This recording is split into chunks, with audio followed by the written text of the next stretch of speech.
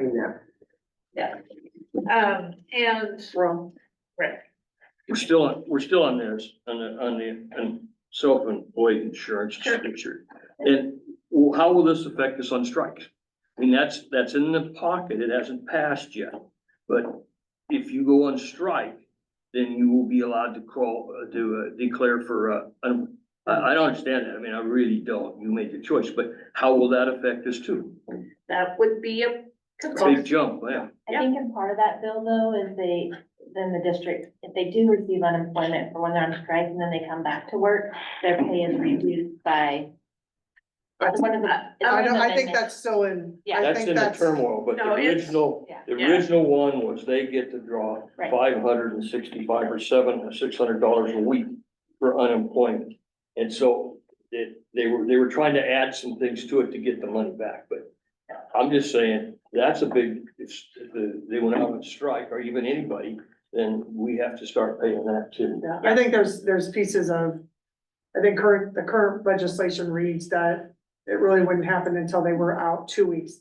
Yeah. Again, you don't ever wanna go out on strike, but again, you wanna try and get things solved pretty quickly, but I think it's an interesting law.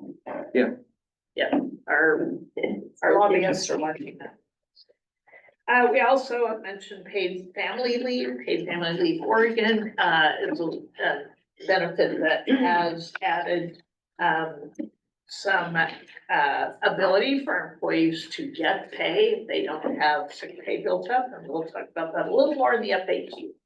And then workers' comp, I think I may have mentioned last time, our experience, modification, has gone from 1.12, where they take, here's our calculated premium, and we're gonna add 12% to that because you have a lot of claims.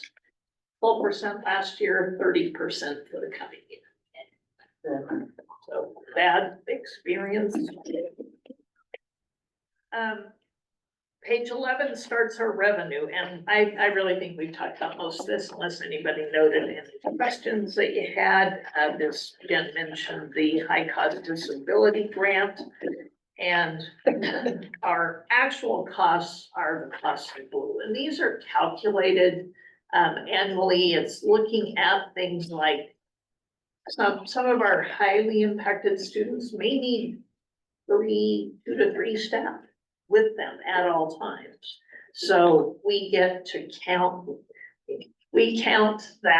those 3 staff people as an extra cost, right? That is above and beyond what we normally are able to do to support students, or if they require special equipment or special care. So those are our actual costs.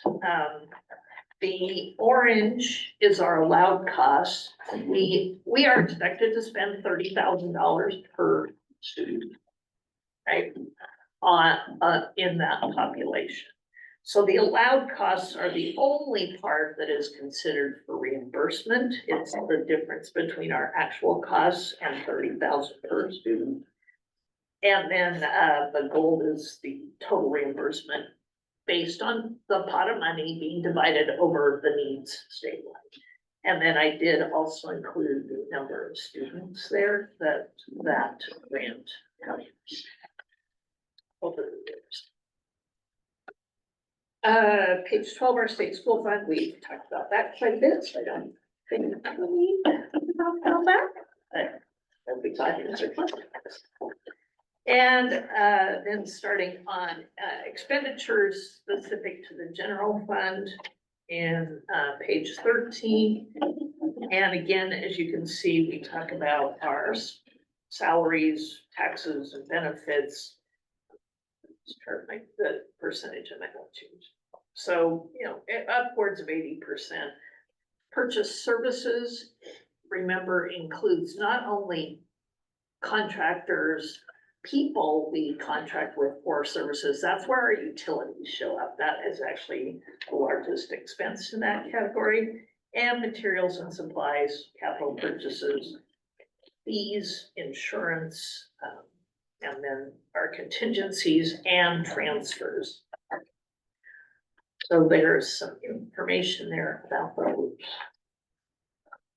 a quick page on our special revenue funds. We mentioned, we have talked considerably about the student investment account, which has very specific goals. And over the last couple of years, we have moved more and more of what we consider basic services into that fund, just to preserve them.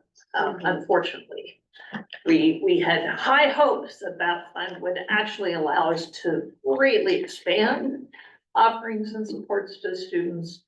And we've just been squeezed, so more, for example, our mental health counselors that we contract with from Polk County, that we have one in each school. They used to come out of the general fund, and as of last year, they are in this fund.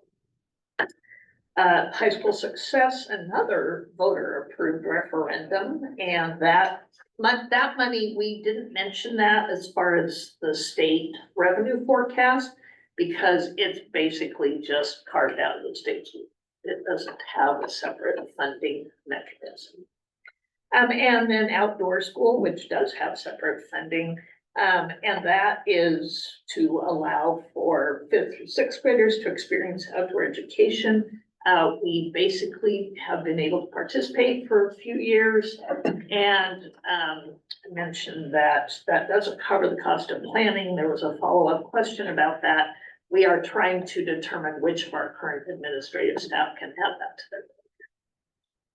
So they'll still go to outdoor school. They're trying to figure out If we somebody. can find someone to be the administrator, one of our Yes. current administrators. Yeah, would somebody be- just will have to pick that up. Somebody would have to pick that up in addition to their other. Is there an option there to also, to look outside staff for that administrator? I think about some of our PTA groups that might have parents who are motivated to spend time with that. Possibly, We I- can look at that. Yeah, there's one person has to be the administrator to get into their system, to do all the stuff, and I think has to be able to sign off on. That's a bigger question, and so I think we need Yeah. to discuss that. We'd have to look at There's- that, There's, things that we have to talk about. some liability issues, yeah. Yeah, totally. Page 15, federally funded initiatives, we've talked about talked through those considerably. And other special revenue are just some of those other little things that are down there in our special revenue. Page 16 is our debt service fund, and I have not previously added this schedule into the introduction, but I have added it here. And that is the discussion of what remaining debt service we have. So our general obligation bond series 2009 was the high school. We've talked before that there were some initial payments on it, and then there was a large, the way it was structured when the bonds were sold in 2009, none of us were here, there was a large gap where no payments were made on those bonds, the deferred interest bonds that start up again in 2030 and end in 2039. So you'll see on the far right,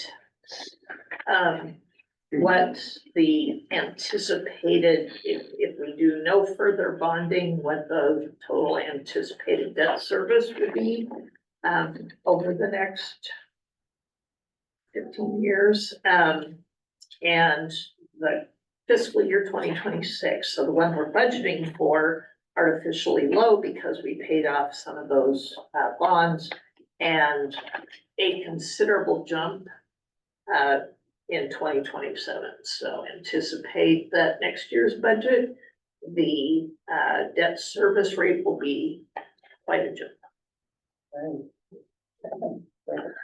Why is that? Because those were the other bonds that were ready to be paid off, and we prepaid some, so last year and this year are artificially low. I mean, they Right, would on have, the 2013. yeah, Okay, it so, would not have jumped quite as much if we had left some of that debt in 25 and 26. so what we're looking at for 2026 is basically the same for both general obligation bonds, 2015 and 2013. as this year? I mean, right, yeah, and next year will be basically the same too, because we'll retire 13. right. Okay. My one question I had Sure. in here was the 60 million that we owe on the fund. And there was no way we could pay on any interest at all, that the way it was written earlier. Correct. Okay, so what will be our, so we're looking at, just looking at 7 million a year. Anywhere from 5.5 to 7 million a year to pay on that bond on the 2009. So that's gonna be a big jump. I call it the elephant in the room. I mean, it's right out there. And then you want another bond, which, quick calculation, I was looking at about 285 1,000 to 290 1,000 to pay on that bond alone. You know, per thousand, is what I'm saying. So, you know, I mean, I'm just trying to get the whole picture because we owe a big amount of money. Yeah. And you want more money, and so your rate structure is gonna go up if you get another bond, is what I'm trying to say. Yeah, So, there's no current plan to go out for another bond. no, nobody see, we are someday down the road. I'm not gonna argue We that have point. needs, but there's no current plan. Right. But yes, that is a big barrier. The fact that 2009 bond had Yeah. deferred interest And we can't restructure it. and we cannot in any way restructure.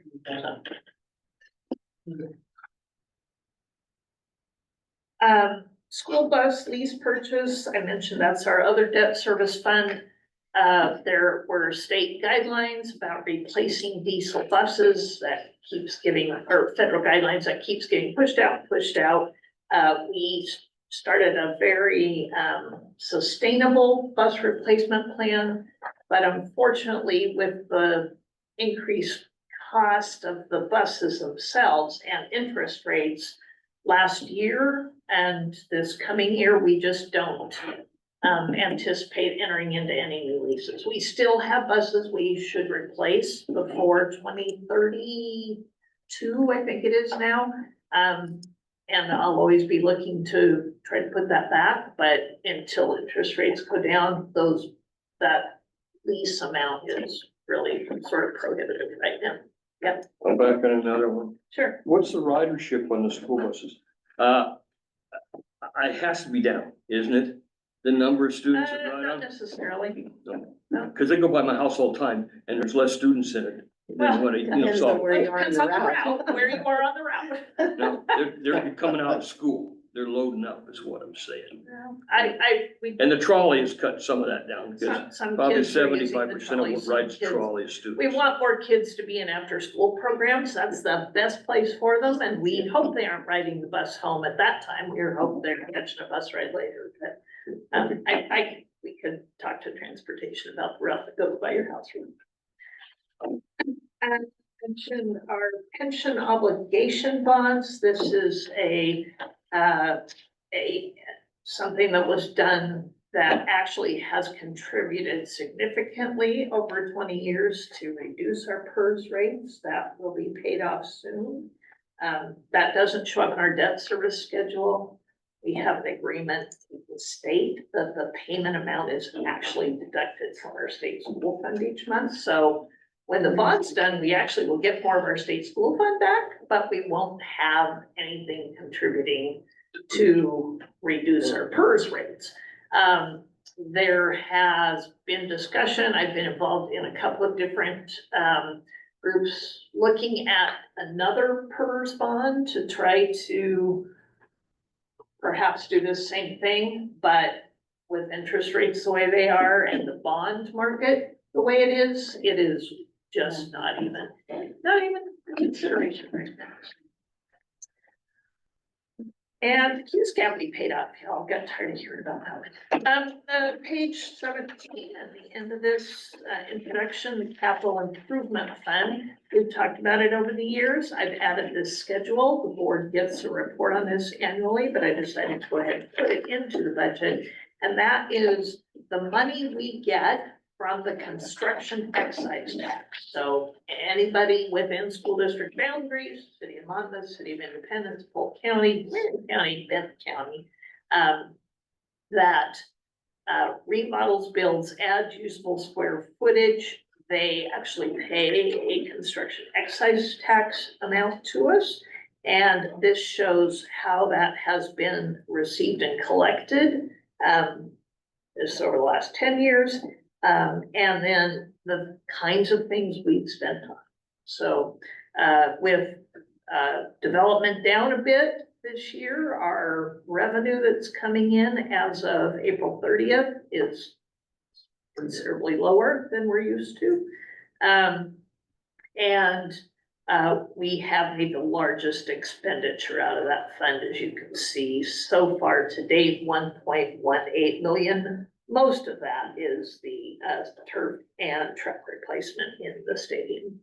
In the column that says other revenue, you see $700,000. That was money from the sale of Oak Grove Elementary and Eola School. So when those two properties sold, we did realize those funds. The board wanted that put into our capital improvement fund to be spent on future improvements. So, and I think we can say, if the sign isn't up already, there's a sign going up on 16th Street, the fields, the wetlands that are basically, a lot of it's wetlands. There's some developable property, pretty much just to the north of Talmadge, south of Ash Creek. And it's in front of them on the sewage lagoons. And so that property has been listed for sale, and those funds, if sold, then would also, the board could designate those as either one-time operational funds. They could designate them as capital improvement or deferred repair funds, whatever they choose to, if we sell. Well, that's the introduction, the schedules that were attached to, did y'all get? Capital? May not have gotten printed out, did, oh, may have done, okay, so. Yeah, they were in the email, and I guess right now, as we told you multiple times, those numbers are all subject to change. I would say if you have questions, please ask us, but again, this is what we know of at this time, and so I do think that when we come back in June, there will be some small changes. Because there's a couple areas that we need to focus on and make some adjustments to. So if there is questions about what was sent, please feel free to ask, but I think there's still gonna be a little bit of movement going into the community. And also in that packet, sort of the more familiar looking general fund revenue and expenditures. I gave that to you at the last meeting through March 31st, and this was updated through April 30th. So if you got that, and we can print these out if you want to take them home tonight. I'll print some of them for you. So that is just the current information that was in there, along with sort of where we are and some anticipation of our debt service funds and capital project. Oh, perfect. So Q&A time? That kind of takes us to the FAQs, unless anyone has specific questions about the email document you got.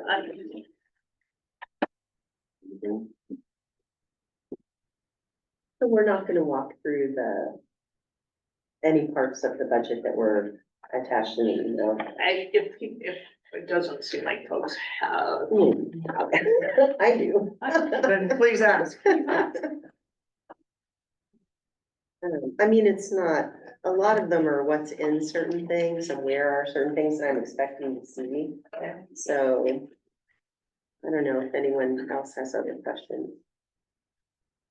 Go ahead and ask them. Yeah. Okay, so But we're here. I was wondering, I was trying to figure out where the CTE budget for Willamette Academy. That's in was high at. school success. It's in high school High school success. success And is what- not detailed in this packet. Uh-huh. It is sort of in the larger uh, the budget schedules page 12, it looks like, it's called all other special revenue funds, so it is not detailed there. And at the next board meeting, at the next budget meeting, we can get you more of the detail, but that's. All other, A it's, couple of the slots are actually in the general fund, but most of it is part of high school census. so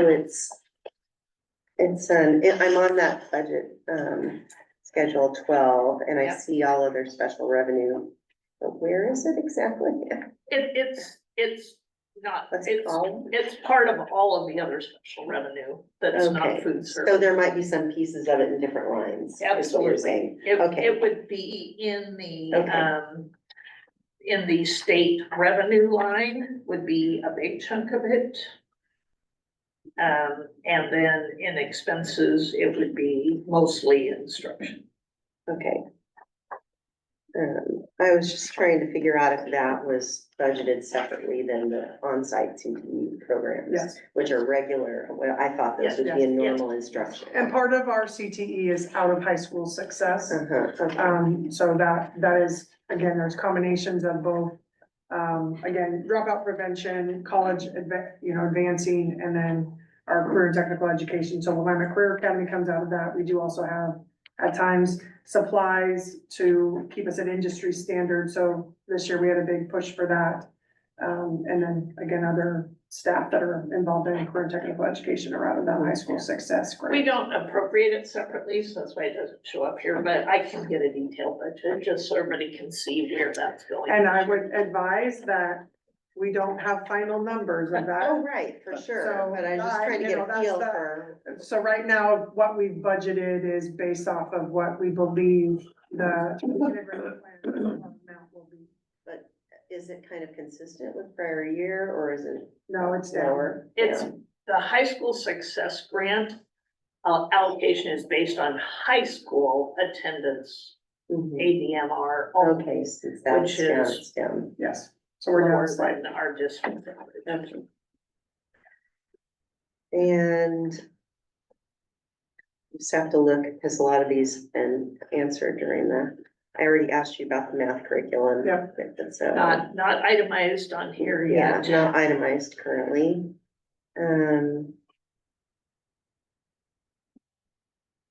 The thing that I thought was ELO, maybe you can tell me if that's right, is there's a line item called alternative and extended option ed.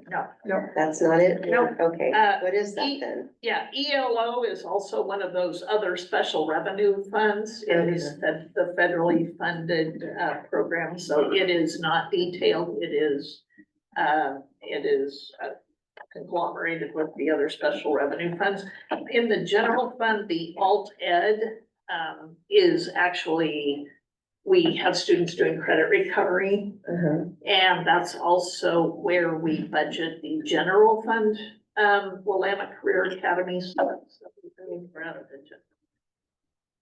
Primarily, that's our alt ed program. And is that the 1.5 million for data processing services? Is that one I have to find? That's our I put a page on almost everything, but didn't for that one, so anyway. It's back here somewhere. Is the name of the function for, on page, budget schedules, page 8. Mhm. Data processing services Right, is, yeah. that's the name of it. It's tech, it's our network tech. That's all of our software costs. Oh, in it's the staff. it's software, it's not Yeah, hardware. it's Okay. software. Well, if there's hardware budgeted, it's in there. Software, all of our software licenses are in there, and all of the staff who support network services are. Okay. Okay, so there's nothing included in that for the potentially for the new servers that we're gonna. Not at have this to- time. And the E-rate program, we don't actually budget for it. We actually we don't, it doesn't, the money doesn't run. We don't receive the money and we don't pay the invoices. It's actually taken care of for us, so it's never seen. Right, but I thought you said before that if that wouldn't include paying for the actual In the servers. Servers, for servers, it's so servers. neither, Switches. neither category one or category two. So category one is really the infrastructure of the, I call it the wires, right? The actual, part of that, it's category two, which is for really your stability of your Wi-Fi and the ability to have computers hooked up. So switches, those types of things, Wi-Fi routers, but servers do not count Okay, as so the part of switches that. covered that off. Yes. Okay. And I thought, But none of that's in our budget. I thought you mentioned before that the high level cost of what we thought servers might be would be like 300 grand. Is that still, do I have the right number in my head? They can run anywhere between $150,000 and $300,000. Yeah, right now we have multiple. We'd like to get that down to a couple, but to get it down to a couple, the higher, Right. obviously the bigger size they are, the higher cost it is. Okay. You know, are those the same servers that, created the phone issues where school had to be canceled? Some of that's tied to the switches and the Wi-Fi router, so that's, again, our phones are all So we'll have some cellular, improvement with Correct. grants, yeah, but not for the server, which is also part of it. correct. Yeah. Servers are more stable, I think the switches and the shifting that we will do with the Wi-Fi, upgrades is gonna stabilize us even more. And then when we build the new infrastructure, that will really help, Okay, but that's gonna take a year. gotcha. And on budget schedule 10, on, category 300, purchase services, I think that's the one, you double check. 300, The full purchase services, hold on, 1 second. On 300. Oh, no, I was looking at, The line item. yeah, the actual 24 to 25 total was almost 5 million, but we have 3.2 in for the budget, and I didn't know if that was because part of that was moved somewhere else, or if we really think it's going down that much. So that, the big item in the purchase services that is throwing us out of budget this year is temporary staffing. So we have all of the budget for people up in the payroll sections. We had hoped to hire a lot of Right. staff. I know we We- did last We year. didn't hire, well, it was last year as well. Right. And then same with this year. The budgeted payroll and payroll expenses numbers includes hopefully more staff. Therefore, we are not budgeting it in the temporary staffing line item because all the dollars are up in the payroll section. Now, if we end up in the same place where we cannot fill those positions, there will be a lot of savings in the payroll line items and over expenditure in the. and you can see that, right, when you look up top. That's what I thought we're it almost looked done with like, this but I school thought year. that was a scary Yeah. assumption, And given that we that's- haven't had much luck Well, we hiring.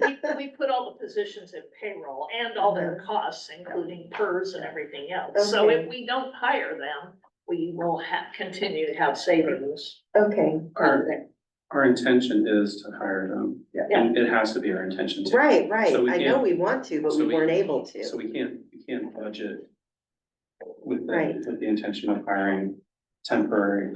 Right. We have To cover. budget the other way, because that's, and then if we don't meet that need, then. But we are making some progress, We are. it's mainly special education, and we Right. have had some one with some higher schools. I think that was my question though, was like, with the paid leave, if we're expecting more people to take paid leave, shouldn't we increase the cost of what we think we're gonna be having for subs? If we're still saying it's around the same, if we thought it was gonna be 728,000, we paid 2.8, and now we're budgeting 700,000, but if we think it's already gonna increase, like, why aren't we increasing that? So I would think of it that, I wanna make sure I'm hearing both of you correctly. If you look at 111 and 112, Yeah. you see how, again, and I'm gonna look at budgeted versus actual, we are almost through the year and we're very low in that. Where we've had to increase that is in the 310s. So again, our hope is that we fill those positions and we will not have such a large amount. I think, and again, you please correct me on leave, I think leave is hard for us. We don't know. I think we're 2 years into this and we have numbers, but I think I'm just gonna say that is a very difficult one for us. You don't know who might have a medical emergency, who might have a difficulty with a pregnancy, right? Like there's a lot of moving parts for that, so, I think we're budgeting based off of some of those pieces, but I don't know that we have enough data that I, at this point, would say, hey, we're gonna move all of this around for something that maybe we're not 100% sure on. I think we budget appropriately and have flexibility, that if there is some movement that we need to do, that we have that ability. You does, I think maybe you posed the question on paid leave Oregon. Yeah. Or somebody did. Yeah. Paid leave Oregon with that, as far as it costing, there's not really a cost associated with it. It actually lowers our cost slightly. Well, But- you don't have potentially their wages, but you have the additional sub costs, or they could use their vacation and sick If you leave. if you look at their wages versus the sub cost, that's where, if they go on paid leave Oregon, the overall cost of the district comes down slightly, because we don't pay their wages. We pay the sub cost costs less than what their wages are. So it's not something that's an additional cost on that side of things. If you look at some other areas of leave, that has a cost associated with paid leave Oregon, doesn't have that additional cost associated with it. So if they take paid leave Oregon, Mm-hmm. during that leave, we're not paying their salary. If they take, And so then the Or their replacement cost PERS. of the PERS, but then the replacement cost of the sub is typically a little bit lower than the salary that we're not paying, so we're actually net ahead in that situation a little bit. Depends not on much, the, but not by much, Yeah. it's very much, Yeah. it's very close, because we still have insurance that we're paying on, that we don't drop them for insurance or anything like that, so during that time though, we're gonna either be close to a wash or a little slightly ahead with paid leave Oregon. That's not the same thing with FMLA, because FMLA, they're accessing, depends on where they're at with FMLA. Some folks have enough sick leave that they are using sick leave, and in that case, we're paying for the sub, and the sub is additional cost. Other people may have run out of sick leave, and when they run out of sick leave and are taking unpaid leave for FMLA, then again, we start to come out slightly, slightly heavy, because subs are less of a cost than that. But then there's other people that end up on long-term leave that we have to hire somebody that's a temporary for this year. So this, to give you a full picture of it, it's just started off saying this is complicated, but on the paid leave Oregon side of things, roughly 9% of our staff accessed paid leave Oregon in the first year of paid leave Oregon, which was last year, roughly 9%. To say that they accessed it doesn't mean that they used all the weeks that were available to them. That could be as small as 1 day, right? Or it could be as much as many weeks, 12 weeks, right? This year, roughly 13%. So there was 4% more of our overall staff accessed it this year than they did last year. And again, I don't have the exact day difference, so we'd have to look at the day difference to actually see if that was an increase. It could be, it likely was, but it may not have been, depending on the number of days that they took on that. I just think if your goal is to fill the position, the risk is if we fill the positions, then there could be more sub-cost, because there's more people, and then you wouldn't have the savings from the positions that we, the vacancy savings. we Some have cost right now. because you think we're gonna have more people out on paid leave Oregon. I guess I'm trying to understand. Sub-cost in General, they're not hiring though. Let me go back to that. So if we aren't able to hire positions, which again, we want to be We're careful about how working we're talking about this, because Right. We have very, we are not entering into talking about whether or not we're gonna contract out. Let's talk about this year. When we contract out this year for those staff because we needed to. If that person that was contracted out was not there, we still had a sub cost because we brought in subs to cover for people that were contracted with us. So if we have a contracted person or if we had a person that was contracted through the temporary agency, we still had to bring in a sub for that person, either through the agency or through EDGE staff. So that didn't change whether or not we had a sub cost. So you still have sub cost no matter if for this year, if we had somebody that was our employee or if they were paid through the temporary agency. If they were gone, we still had to look to fill them with a sub. Yeah, So I think it's it's definitely a that makes risk sense what not you're to saying. budget more. We understand there's more opportunities for people to be gone.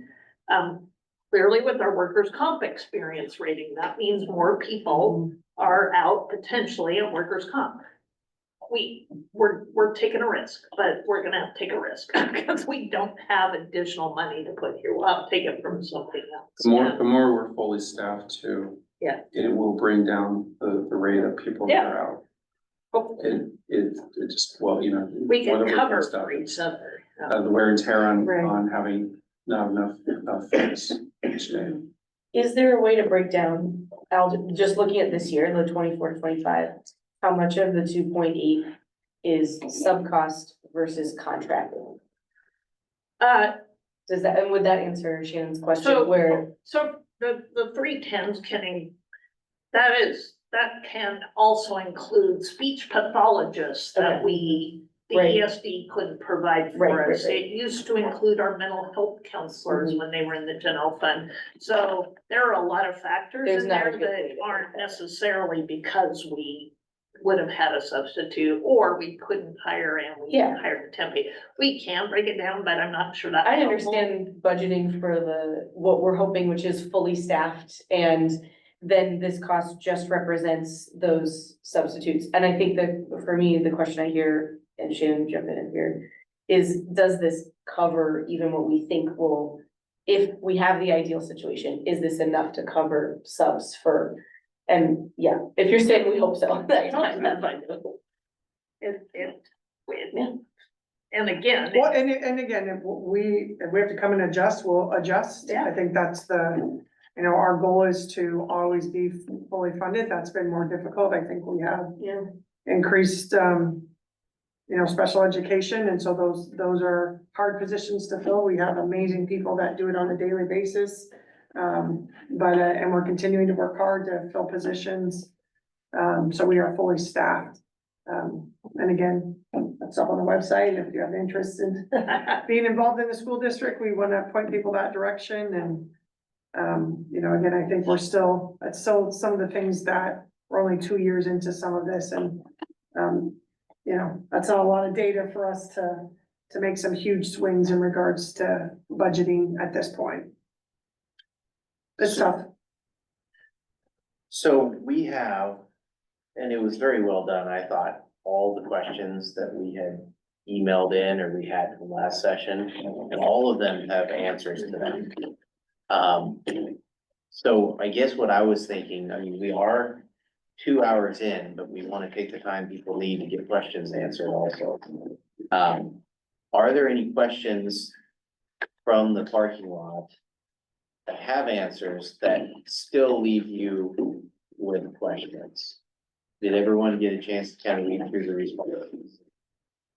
You have one? I had one, and I turned it in today, when we first sit down at this budget meeting, a very critical thing was to get enrollment back up, losing people is what it amounts to in day to day.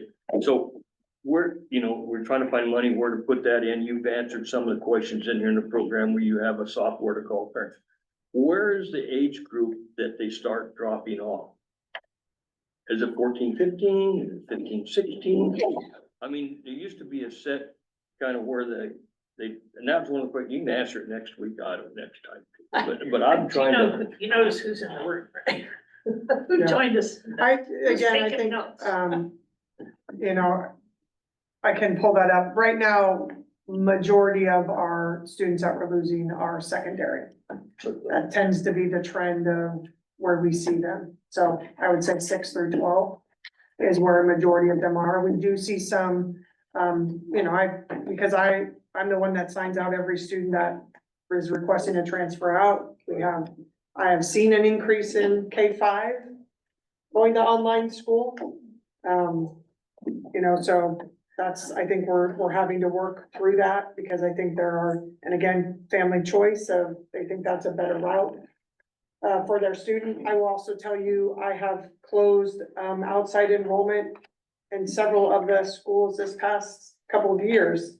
We will probably open that up. We have probably 20 to 30 out of district students that went into central.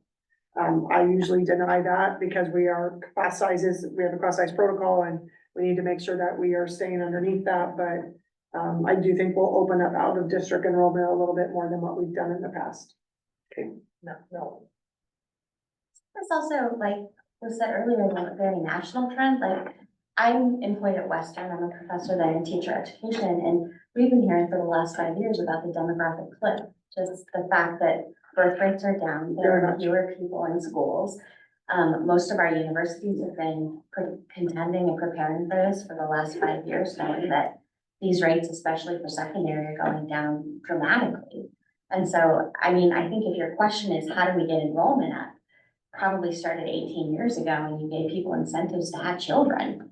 But right now, like we have an economy that is not supporting families that are growing and those rates are dropping everywhere. It's national. Yeah, our kindergarten rates, the last 2 years are down 15 to 20%. And again, I think that's because our projections for birth rates have dramatically changed in the last handful of years. So I do think that's impacting, from a longitudinal perspective, 2 years of having our kindergartens be down 20% is significant. That is going to continue to impact. And then again, you know, then we're seeing more, like you said, in the secondaries where there's transferring out, going to different, other options, choices for families to choose. Melanie, I also look at it as that graph where we have 3,100 kids, but only 2,900 or 2,800 of them are actually in their seats. And so like, how do we get those 300 kids that we have in our district to come to school and stay? And that's where I was asking the questions of like, about an alternative school or other things like that, or where we can maybe get those kids in the 6 through 12 or 10 or 9 through 12 that don't, the normal high school setting is not working for them, but they could maybe attend another alternative school. So one of the programs that we do have for that, that isn't outlined in the budget detail, Community Services Consortium, which is right here in this building, does serve Central High School students who basically otherwise have dropped out. When they are our students, they are preparing for GEDs, they are getting job skills, they are also getting study skills, and some of them have gone on to leave that program to go into technical schools or higher education. We have the ability to keep a portion of those students on our rolls. And we work From an ADM perspective. from an ADM perspective. So that has been something that has been positive. Those kids are hard. They aren't, you know, they aren't gonna be, it takes a lot of extra work, a lot of extra tracking, and a lot of extra support from both CFC and from our staff, but it does help because that is an alternative. We also, these slots for Willamette Career Academy, we pay, next year we'll be paying $5,800 per student to go to Willamette Career Academy. But in some ways, that is helping those students. We are giving them other opportunities. I think let me add 2 things to that. One, running in an alternative school is twice as expensive. I'll just say that. Yeah, so if you have, it's because you have very, very small class sizes and it's very, very at times individualized. So the cost is much more. So and 2, outside of high school success, which is where you can put some alternative, which is what we do. We have a contract with CSC to be able to do some dual enrollment and things of that sort, to be able to support students, but there's not enough money in high school success for us to run a alternative location, is how I'll put it.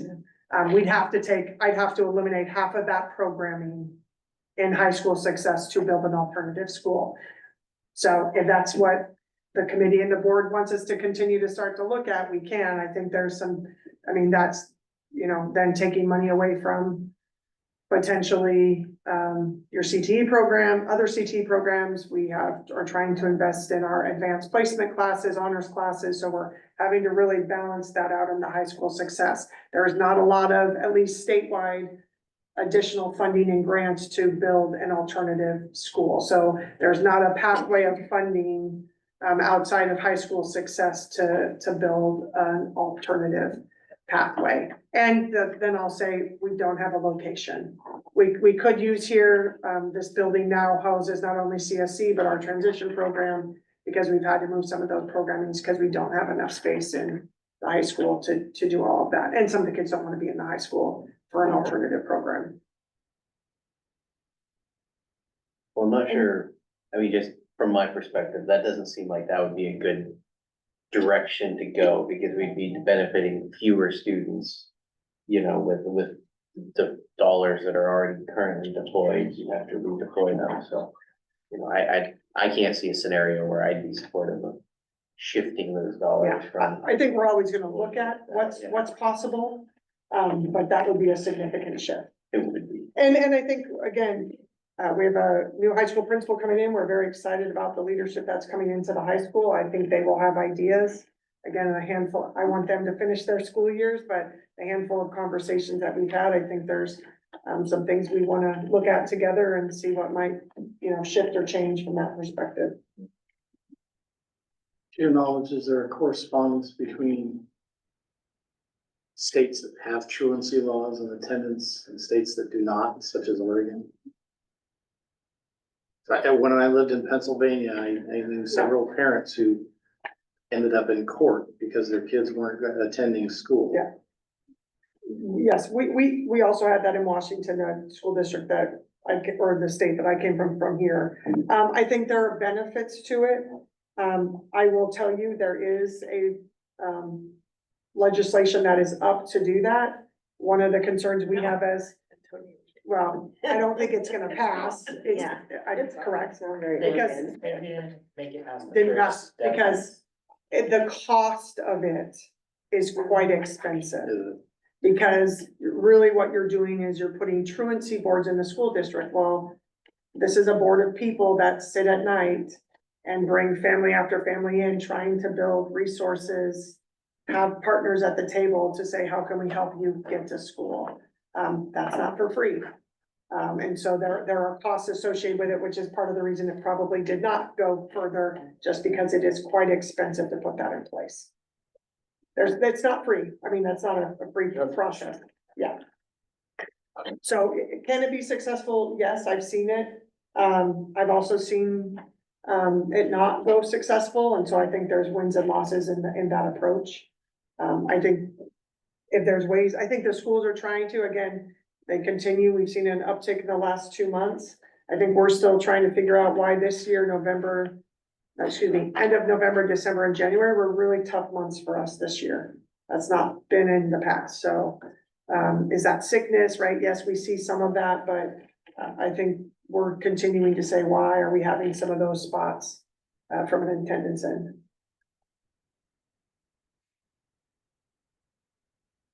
So are there any other questions on the Q&A questions that we got?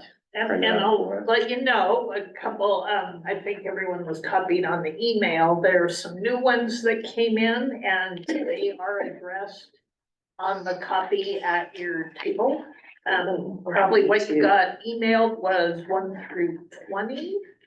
And we now have up to 25. So part of this is discussion about Willamette Career Academy and CTE, some information about outdoor school we address, And the questions about, you know, what staff are we eliminating or what program, because that's still a moving target, we'll have some pretty definite news at the next meeting.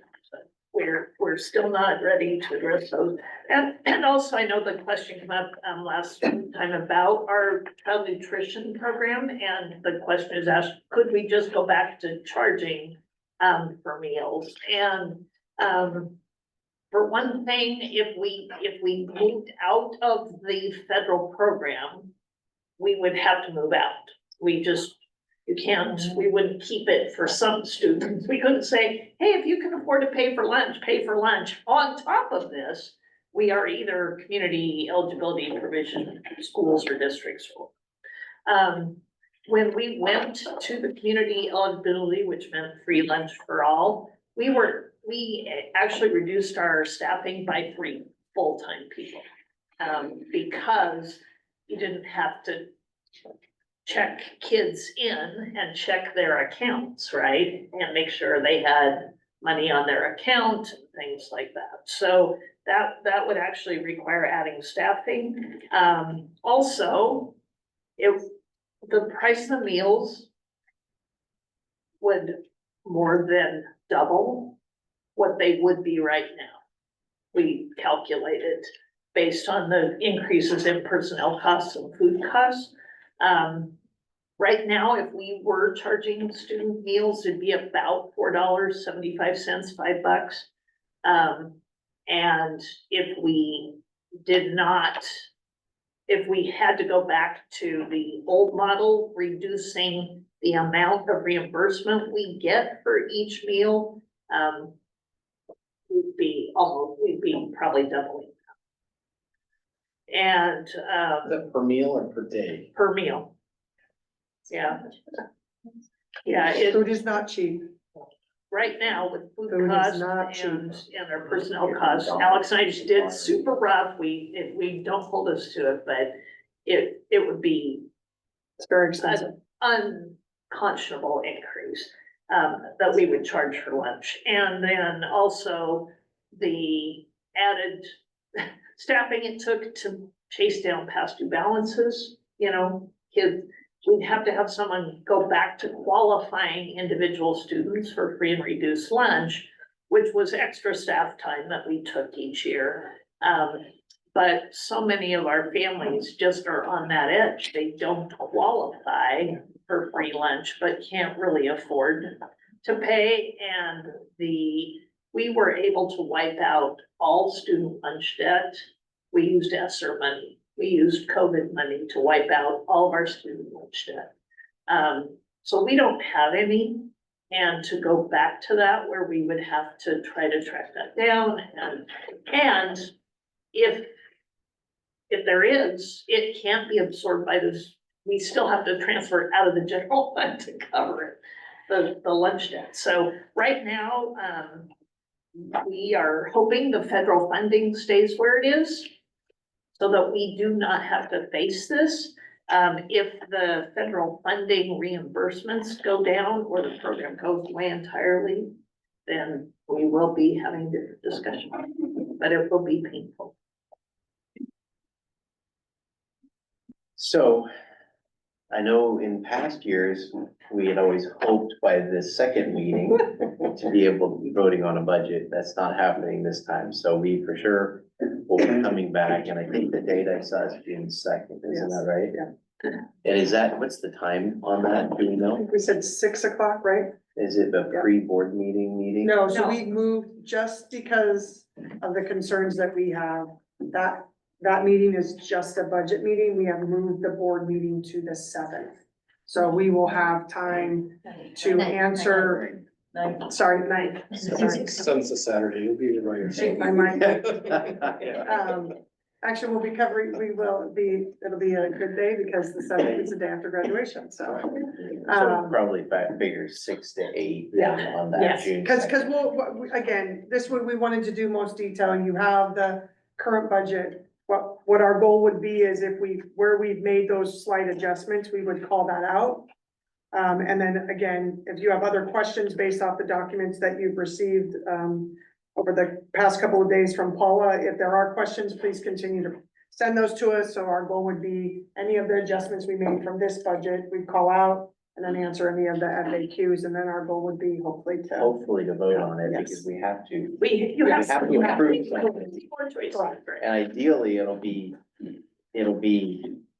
as close to a Rome, so we don't have to go back and re-approve.